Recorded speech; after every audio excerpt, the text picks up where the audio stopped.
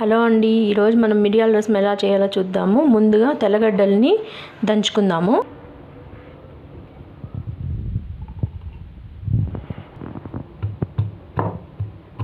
లైట్గా దంచుకుంటే చాలు. మనం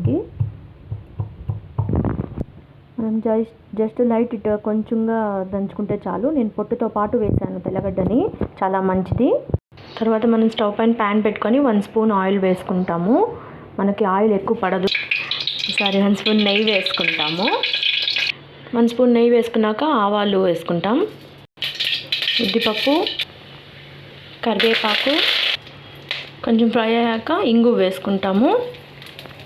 తర్వాత కొద్దిగా పసుపు, మిరియాల పొడి 1 టేబుల్ స్పూన్, 1 టేబుల్ స్పూన్ మెంతులు. మనము మేథీ సీడ్స్ వేసుకున్నాక టమాటా వేయాలి.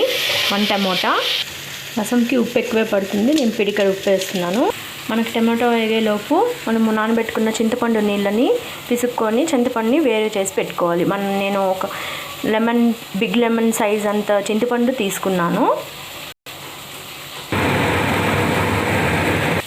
మనకి టమాటో ఫ్రై అయిపోయింది. తర్వాత మనం చింతపండు నీళ్ళని పోసుకోవాలి.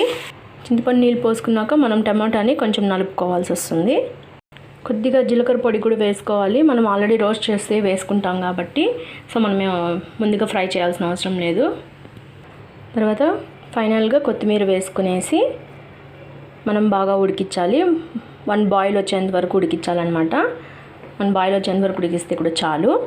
మనకి ఎంతో హెల్దీ అండ్ టేస్టీ అయిన టమాటా మిరియాల రసం రెడీ అయిపోయింది. చాలా హెల్దీ అండి. చాలా జలుబు దగ్గు ఉన్నా కూడా తగ్గిపోతుంది, చాలా మంచిది.